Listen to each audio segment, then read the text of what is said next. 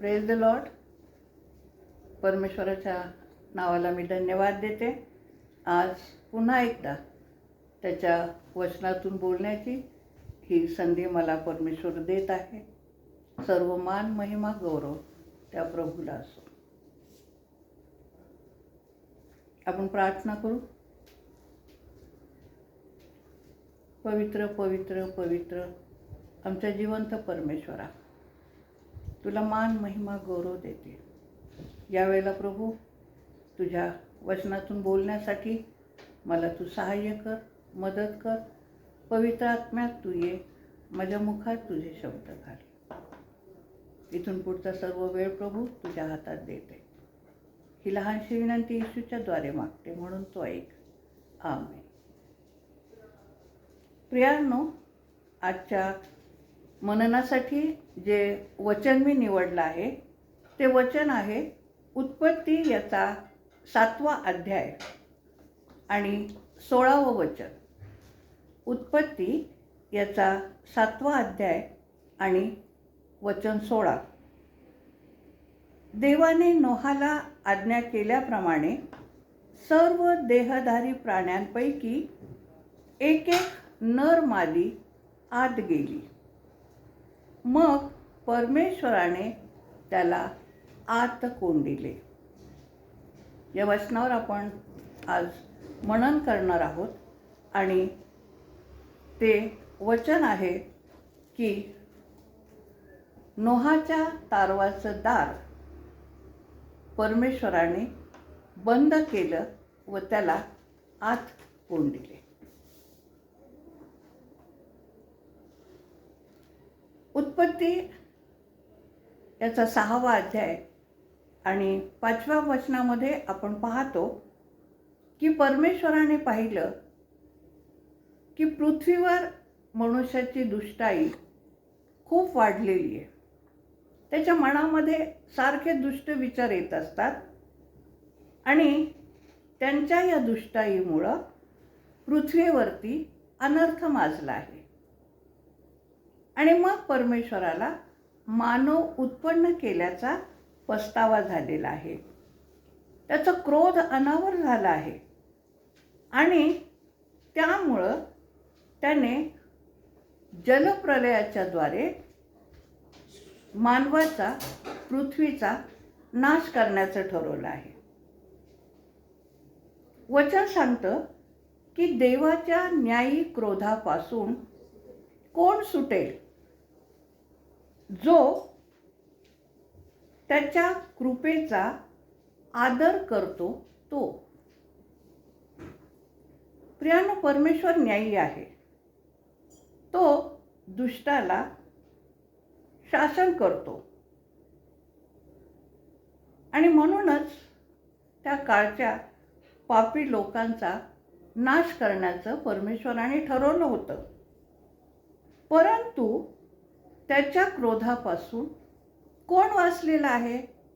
तर आपण पाहतो नोहा आणि त्याचं कुटुंब हे परमेश्वराच्या क्रोधापासून वाचलेलं आहे.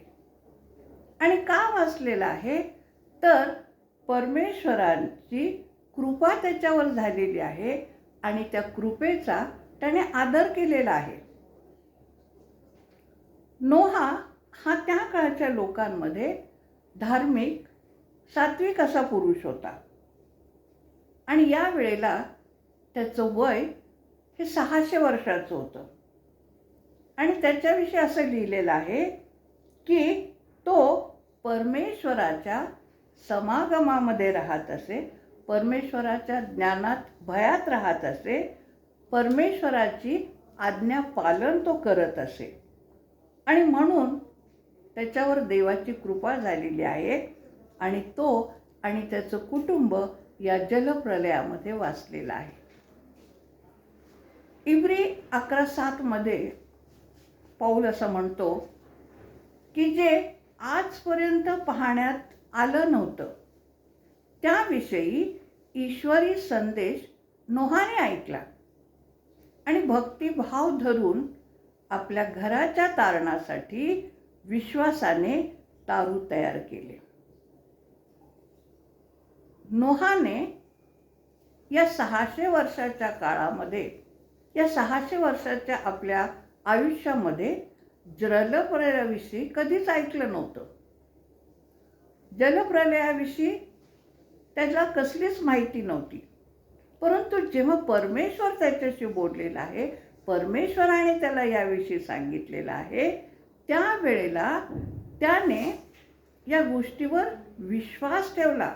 आजपर्यंत त्याने कधीच ही गोष्ट ऐकली नव्हती जलप्रलयाची, परंतु ईश्वराच्या संदेशावर त्याने विश्वास ठेवलेला आहे. आणि एवढंच नव्हे तर त्याने परमेश्वराने जी आज्ञा त्याला दिलेली होती, त्या आज्ञेप्रमाणे त्याने तारू बांधायला सुरुवात केलेली आहे. जसा परमेश्वर त्याला गाईड करत होता, त्या पद्धतीने तो तारू बांधत होता. एवढं अवाढव्य 3 मजली तारू त्याने बांधलं.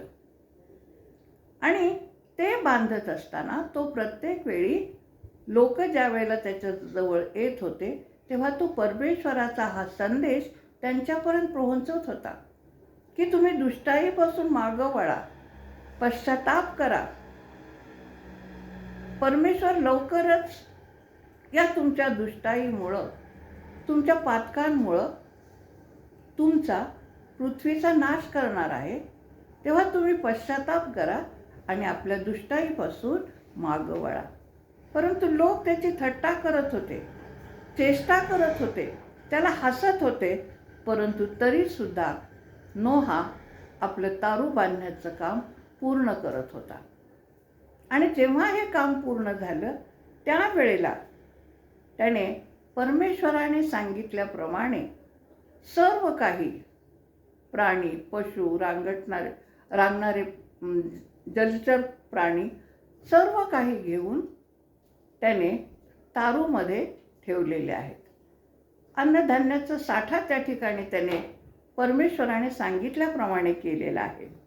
आणि मग सर्व काही झाल्यानंतर आपण पाहतो की 7वा अध्याय आणि 1ल्या वचनामध्ये परमेश्वराने नोहाला सांगितलं, तू आपल्या सर्व कुटुंबासहित तारवामध्ये जा, कारण या पिढीमध्ये तूच मजशी धर्माने वर्तणारा असा मला दिसला आहेस.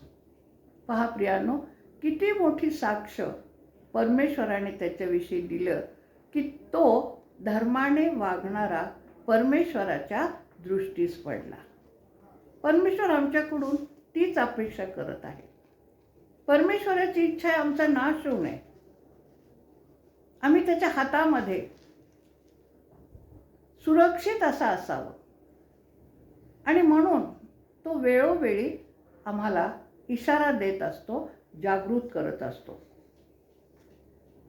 नोहा परमेश्वराच्या सांगण्याप्रमाणे तारवात गेला. परमेश्वराने आपल्या पवित्र प्रीतीने त्यांना सर्व या पापी जगापासून वेगळं केलं आणि त्याला आत तारवामध्ये बंद केलं, आत कोंडलं. आणि तारवाचं द्वार परमेश्वराने आपल्या हाताने बंद केलं.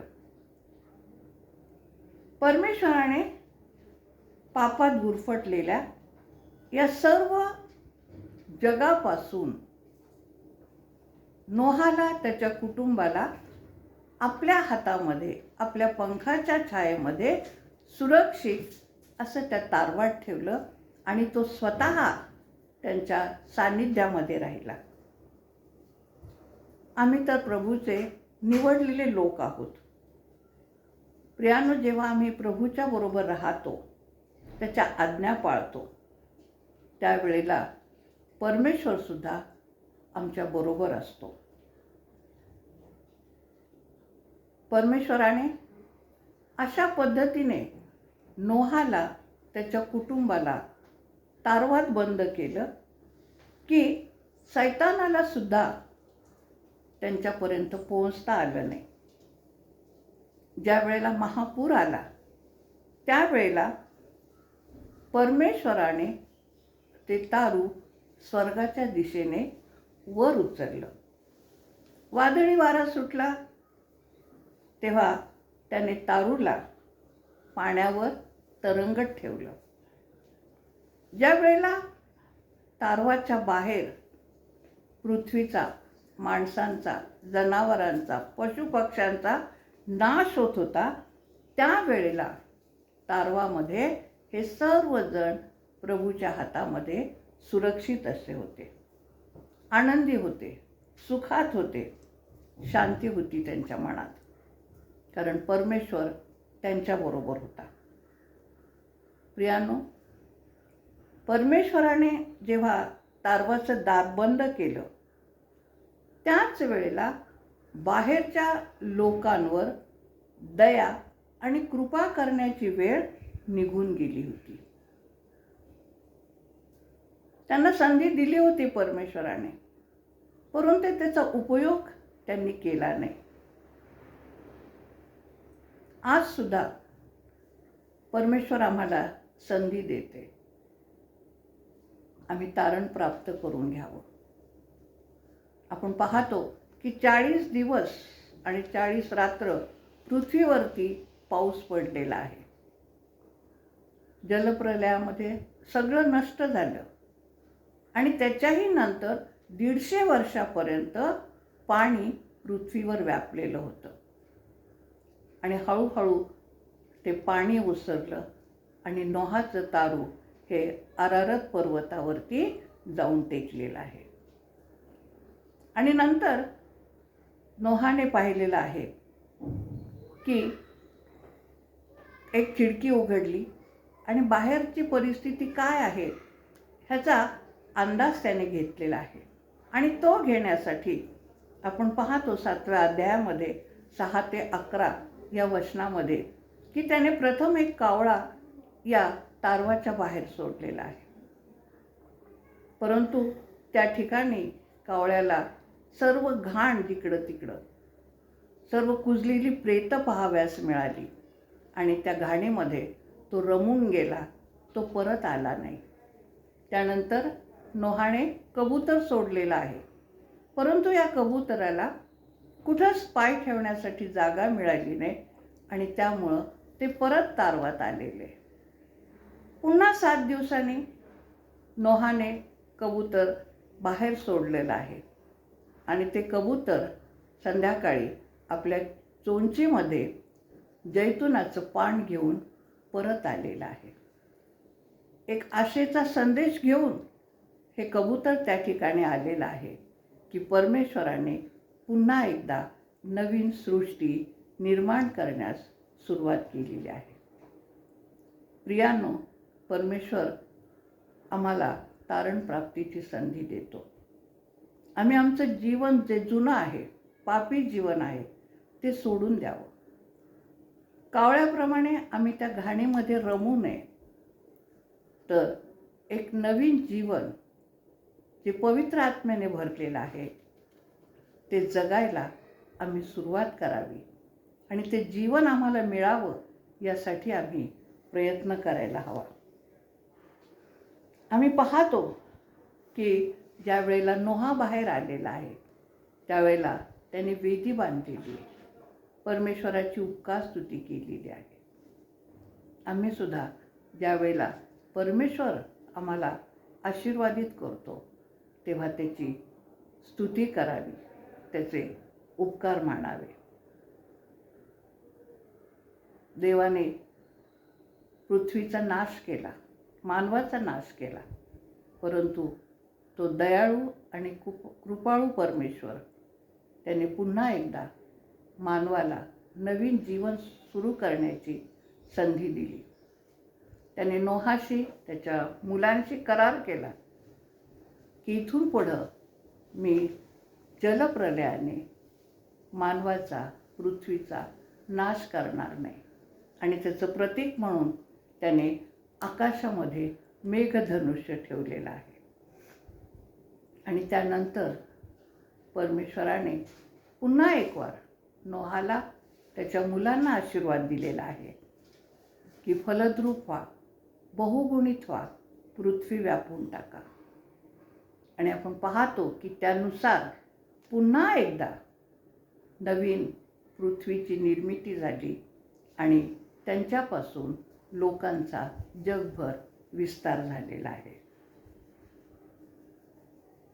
उत्पत्ती 13 आणि 13 आम्ही पाहतो की पुन्हा एकदा संधी देऊन सुद्धा सदोम गमोराचे लोक जे पापात गुरफटले गेले, दुष्टाईमध्ये गुरफटले गेले, व्यभिचारामध्ये गुरफटले गेले, परमेश्वरापासून दूर गेले, त्यावेळेस सुद्धा परमेश्वर क्रोधित झालेला आहे आणि त्याने सदोम गमोराचा अग्नीच्या द्वारे नाश केलेला आहे. आणि त्यातून फक्त एकच धार्मिक पुरुष वाचलेला आहे, तो म्हणजे लोटा आणि त्याच्यामुळं त्याच्या 2 मुली. त्यानंतर आपण दुसऱ्या एका दाराचा विचार करणार आहोत आणि ते दार म्हणजे रक्ताचे दार किंवा गुलामगिरीतून सोडवणारे दार. निर्गम 12 आणि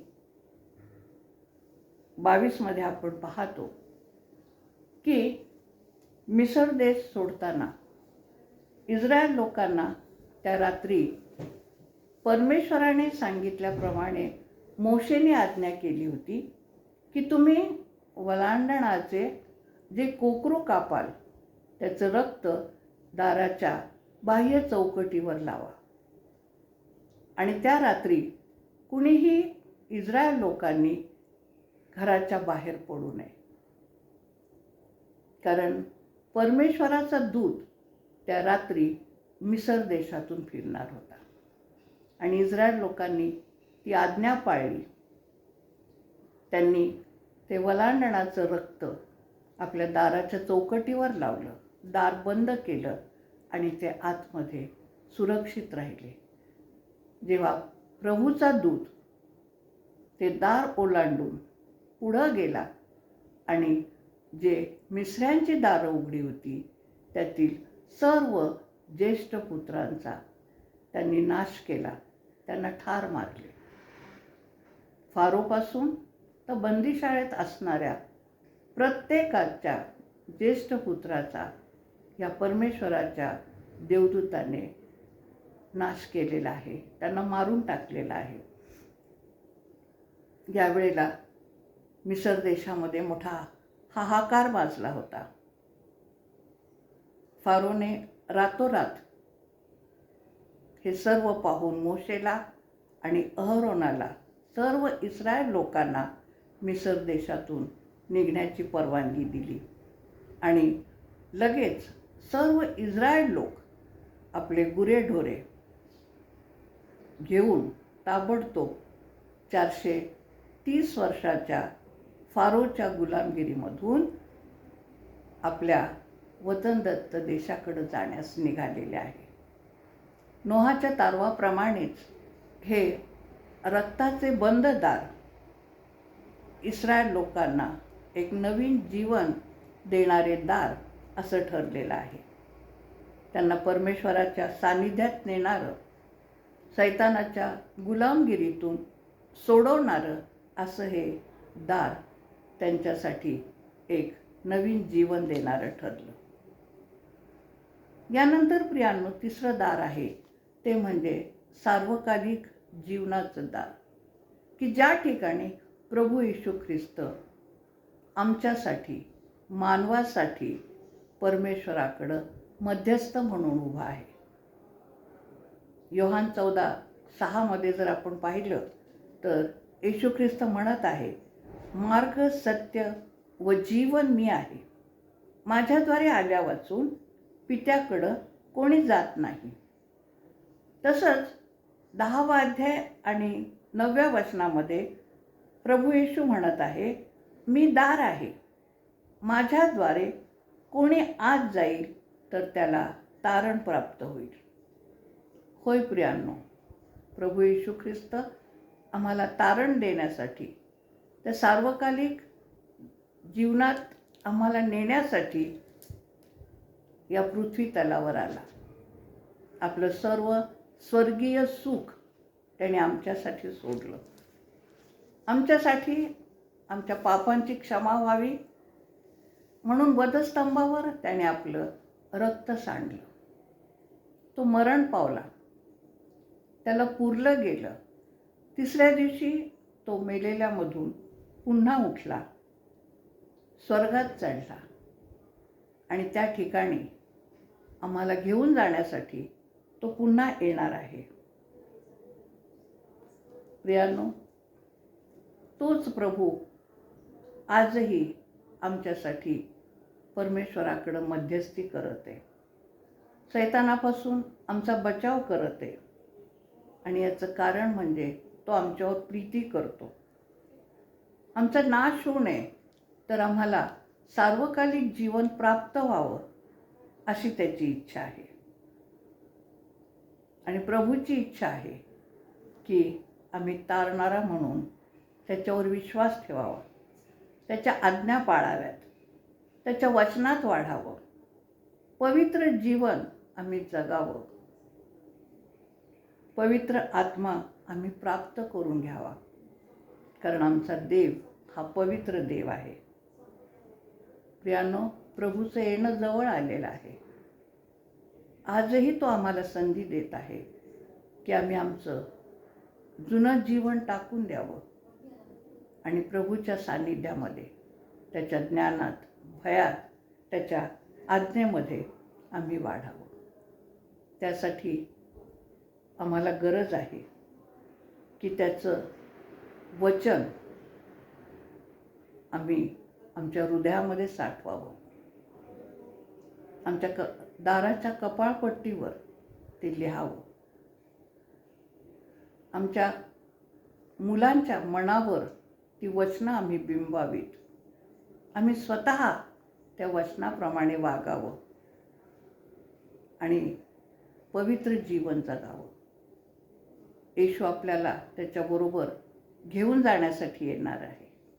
आम्ही जागृत असावं आणि जेव्हा तो येईल त्यावेळेला आम्ही त्याच्याबरोबर स्वर्गात जाऊ. आम्ही जर मूर्ख कुमारिकेप्रमाणे जागृत नसलो तर स्वर्गाचे दार बंद होऊन जाईल आणि मग आम्ही कितीही ठोठावण्याचा प्रयत्न केला तरी प्रभू आम्हाला म्हणेल, मी खचित सांगतो, मी तुम्हाला ओळखत नाही. यास्तव तुम्ही जागृत राहा, कारण तुम्हास तो दिवस व ती घटका ठाऊक नाही. परमेश्वर करो प्रभूच्या आगमनासाठी जागृत राहण्यास आपण सदैव तत्पर असू. आपण प्रार्थना करू. हे आमच्या स्वर्गीय पित्या, योग्य वेळीच तू आमचे डोळे उघड, जेणेकरून प्रभू आम्ही जागृत व्हावं आणि तू येशील त्यावेळेला प्रभू आम्ही तुझ्यासह त्या सार्वकालिक जीवनामध्ये यावं. यासाठी प्रभू तू आमचं सहाय्य कर, आमची मदत कर. आम्हाला तुझ्या वचनात, तुझ्या ज्ञानात आणि तुझ्या भयात राहू दे. त्या जीवनी दरवाजातून आत येण्यासाठी प्रभू तू आमचं सहाय्य कर, मार्गदर्शन कर. ही लहानशी विनंती येशू जो आमचा तारणारा, त्याच्या गोड आणि प्रिय नावाची प्रार्थना केली म्हणून तू ऐक पित्या. आमेन.